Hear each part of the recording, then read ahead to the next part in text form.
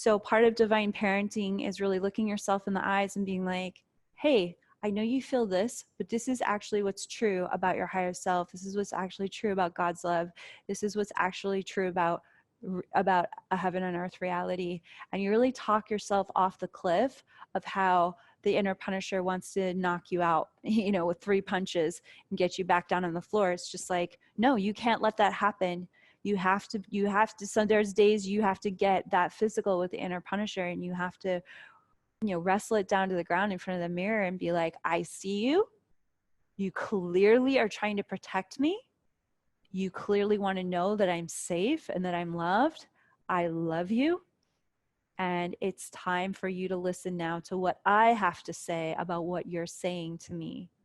So, you know, I've spent years having to have those conversations. And what's interesting for me now is that because I have had so many out loud conversations in front of a mirror with the inner punisher and tracked the healing by watching my own eyes and my facial features. And, you know, it's just like at this point, the conversations are easier to have and they're easier to catch.